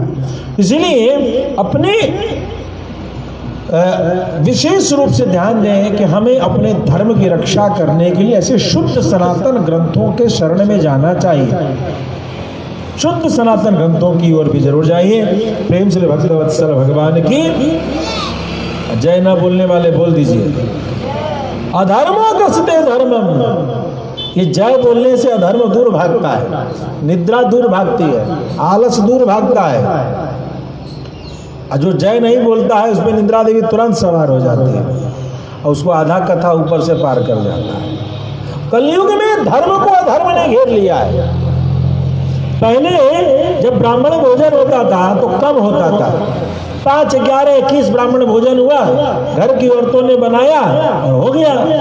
अब तो सिस्टम चल गया है कि 1008 ब्राह्मण, 10 गांव का ब्राह्मण, 20 गांव का ब्राह्मण, पूरे गांव का ब्राह्मण भोजन। परिणाम क्या होता है? बर्तन कहां से आता है? टेंट हाउस से आता है। कहां से आ रहा है बर्तन? किसके घर में बर्तन है 500 आदमी के बनाने का जी? बुलाओ सामने। टेंट से बर्तन, टेंट का बर्तन सिया, आप भंडारा करा रहे हो हैं? वही कन्या भोजन होगा। उस नौटंकी के भंडारा में भी एक काम होता है। चतुर महिला क्या करती है? अपने घर से कुछ बना के वो कन्या भोजन, 5 ब्राह्मण भोजन करा लेती है, गंगा नहा लेती है और बाहर नेतागिरी चलता रहता है। भागवत में आप जाएं, श्राद्धों के भोजन में भागवत भी निषिद्ध करता है। यद्यपि सामर्थ्य हो तो भी श्राद्ध में 2-5 ब्राह्मण से ज्यादा भोजन नहीं कराना चाहिए। यदि कराते हैं, क्यों, कैसा भोजन? तो संतों के निमित्त सात्विक भोजन होना चाहिए। और यदि उससे ज्यादा करेंगे तो मर्यादा का नाश होगा। भागवत और कूर्म पुराण ये दोनों इस पर कहते हैं कि भोजन भंडारा में आडंबर का प्रवेश मत कीजिए, क्योंकि उस जगह से सात्विकता समाप्त हो जाती है। उस जगह से सात्विकता का ह्रास हो जाता है। हम लोग महाराज दशरथ नहीं है कि करोड़ों लाखों करोड़ों लोग आ रहे हैं और उतने रसोईया और उतनी व्यवस्था। सामान्य रूप से इन सब चीजों को संबोधित करके अधर्मो ग्रसते धर्मम यदा तिष्ठा प्रवर्तते। ये कलयुग का प्रभाव है कि अधर्म ने धर्म को घेर लिया है। एक शंका है, क्या महिलाएं कथा कर सकती हैं कि नहीं कर सकती? आज महिलाएं व्यासपीठ पे सुशोभित है, कथा कर रही हैं, आप भी सुनते हैं।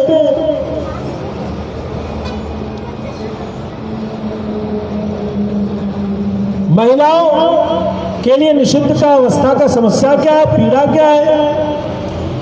यदि उनको उस कथा के दौरान में उनकी अशुद्धि प्रवेश कर जाए, शारीरिक अशुद्धि, अब क्या होगा कथा का? महिलाओं को गुरु बनने की जरूरत कहाँ है? कल हम लोग कथा के बाद पहली बार इस गांव में 5 महिला का दर्शन हुआ जो कीर्तन करना भी जानती हैं। सुने तो थे कि कीर्तन करने वाली महिलाएं खूब हैं, तो हमने कहा काहे के लिए कलाकार को बुलाएंगे, लोग कर लिया करेंगे कीर्तन। लेकिन जैसे हुजूर आते आते बहुत देर कर दी। कल 5 महिलाओं ने कीर्तन किया। कहाँ व्यासपीठ की जरूरत थी? आपस में किसी ने वो कीर्तन, किसी ने वो कीर्तन, किसी ने वो कीर्तन। गोपियों का उपदेश परस्पर देना लेना, इसी को गोष्ठी कहते हैं और ये पुरातन परंपरा रही है। लेकिन हमारी बिटिया 10 गांव जाएगी तो कितनी तनाव होगी, कितनी परेशानी होगी। इस कारण से इन चीजों को थोड़ा रोका गया। ऐसा नहीं कि प्रवचन उपदेश नहीं देंगी लेंगी। यदि प्रवचन बना होता तो माता अनुसुईया, माता सीता को प्रवचन नहीं देती। लेकिन ये गांव-गांव जाने की जो व्यवस्था है, जिस माता जानकी को 14 वर्ष वन में जाना पड़ा तो महाराज दशरथ पछाड़ खा के शरीर छोड़ गए। कि क्या क्या कष्ट होगा इसको, कहां कहां इसको अपनी लज्जा बचाने के लिए क्या क्या करना होगा, उस चीज को सोच करके चले गए महाराज दशरथ। आज उसी चीज को गांव गांव, बेटी कितनी प्यारी हो उसे घर घर घुमाना ना चाहिए, यही सोच के महाराज दशरथ चले गए। तो वो मर्यादा थी। अस्तु। तो इस प्रकार से माल्यवान कहता है कि कलयुग में अधर्म ही धर्म को घेरे पड़ा है। अधर्म ने धर्म को घेरा है।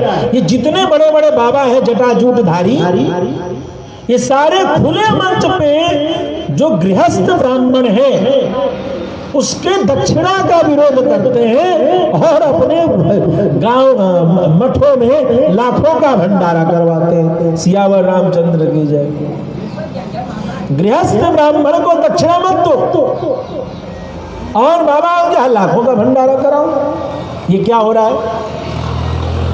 जबकि जो परमहंस है वो दान लेने का अधिकारी नहीं है, वो अपरिग्रही है।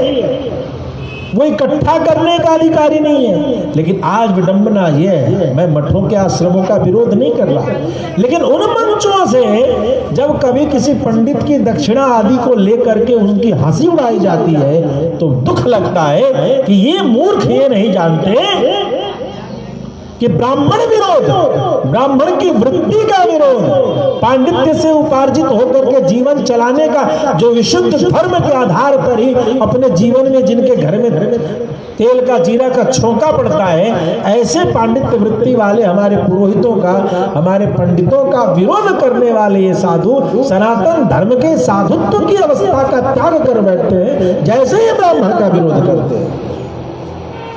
वो संतत्व पर ही प्रश्न चिन्ह आ जाता है, क्योंकि विप्रधीन असुर संत, जो संत जो विद्वान ब्राह्मण की वृत्ति का, आप किसी को ब्राह्मण को अपने घर भोजन कराते हैं, एक बार प्रश्न आया, महाराज जी उसकी क्या विदाई होनी चाहिए? हमने बोला भोजन की दक्षिणा कम से कम 501 रुपया।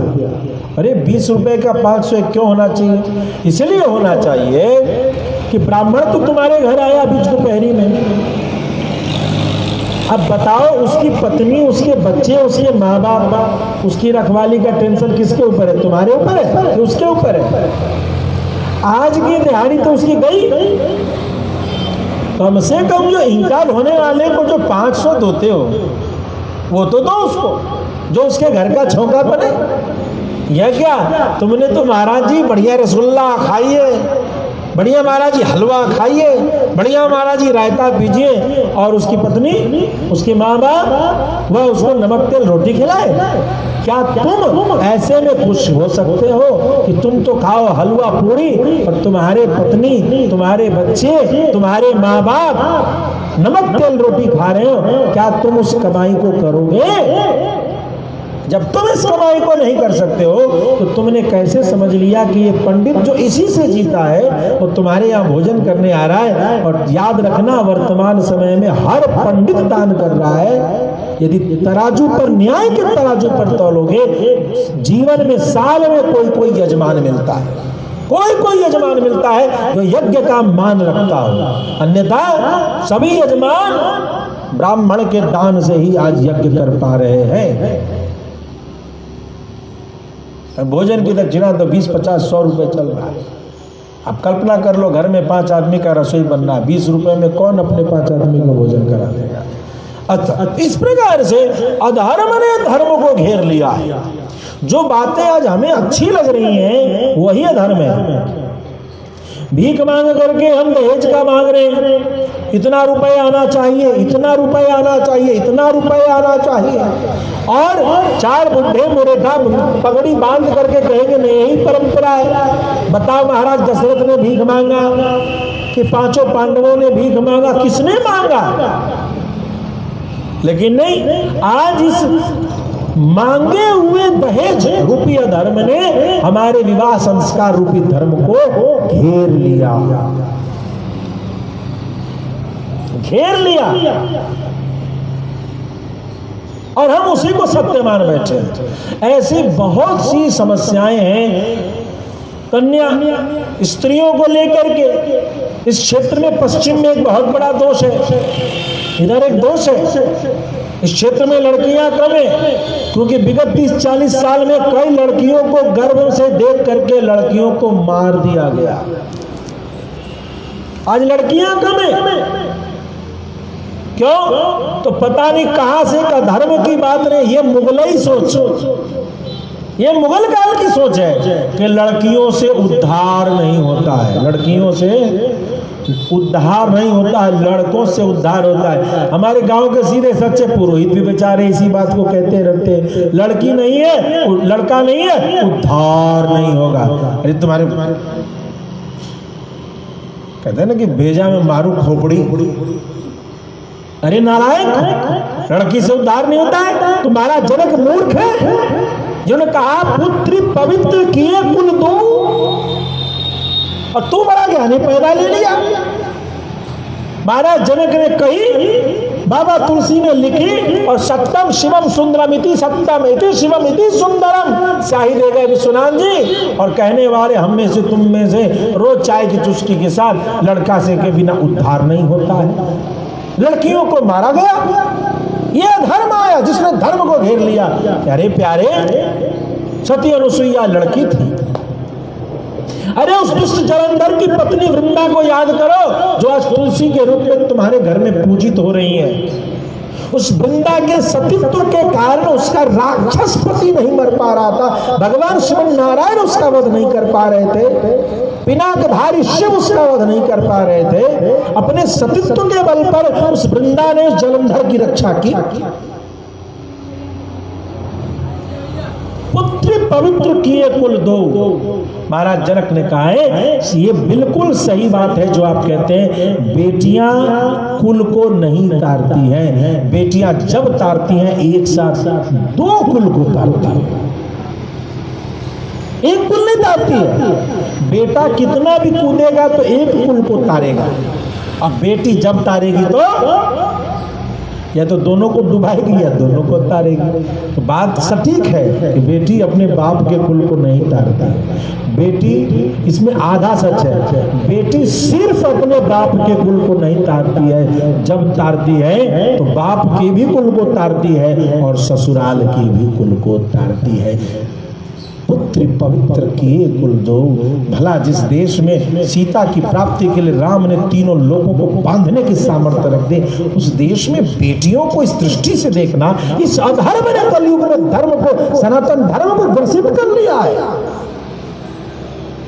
अच्छे अच्छे विद्वान भ्रमित है इस जगह पर, और रामायण की सीधी सादी चौपाई समझ नहीं आ रही है कि बेटियां दोनों कुल को तारती हैं। भला जिस द्रौपदी के चीर पर हमारे भगवान श्याम सुंदर हार गए, किसी ने पूछा द्रौपदी का नाम आते तुम कमजोर हो जाते हो केशव, तुम्हारा धर्म हिल जाता है, तुम्हारी न्याय हिल जाती है, तुम हिल जाते हो कृष्ण। द्रौपदी के कहने पर क्यों हिल जाते हो? द्रौपदी जो कहे वो सच है, द्रौपदी जो करे वो धर्म है, और बाकी सभी अधर्म। या नीति कैसे हो गया?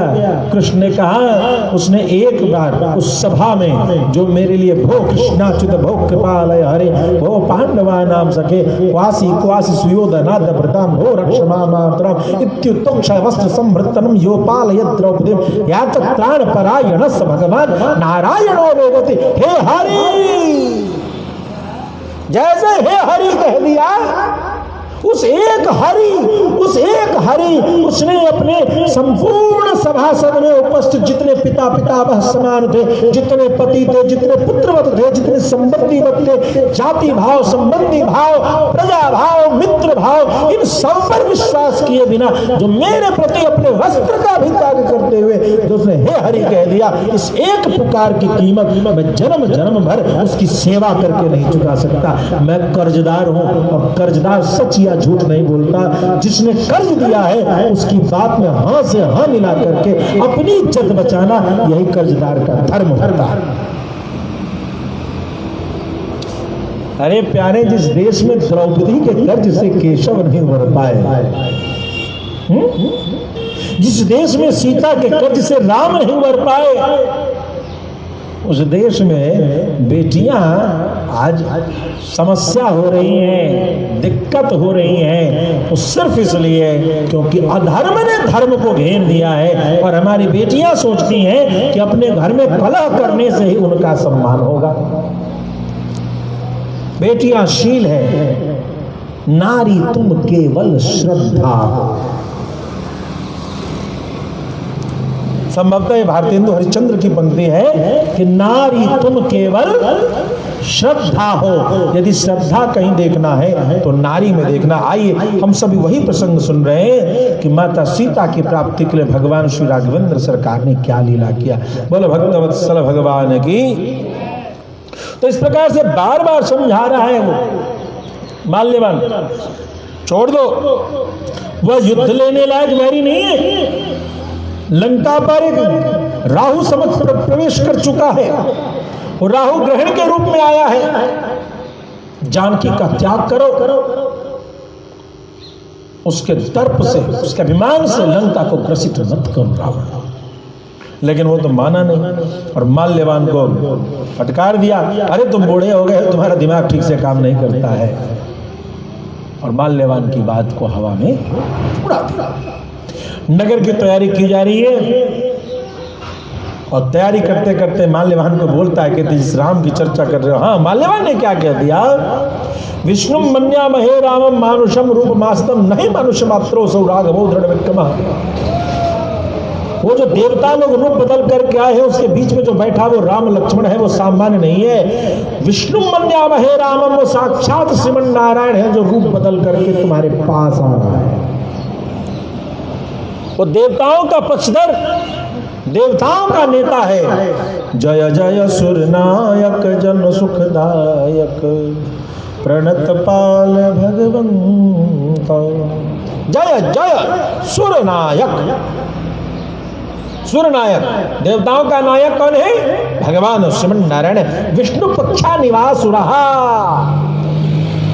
कहाँ? श्रीमद् भागवत।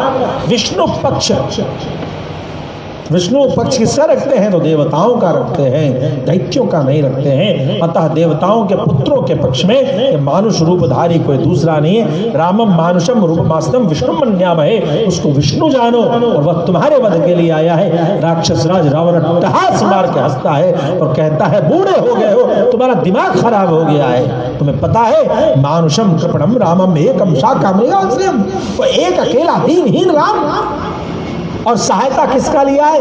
बंदरों का। समर्थम नमसेकेन त्यक्तम पित्रावनाश्रम, यदि वो सामर्थ्यशाली होता उसे तो उसके पिता ने उसके घर से निकाल दिया। घर से निकाला हुआ है, उदास है, अकेला है, और साथ में संगति भी किसके की? तो बंदरों की। अरे वन में कोई वनवासी नहीं मिले, कोई नहीं मिला उसे, उसकी बात समझा भी तो किसने? बंदरों ने समझा।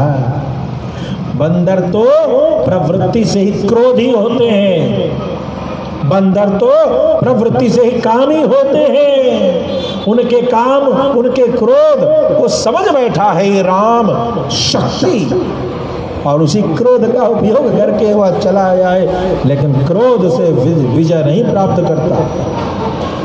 हे सभासद, द्विधा भज्येयम अपेयम ननमेयम तो कस्यचित एष में सहजो दोष स्वभावो दुरतिक्रमः।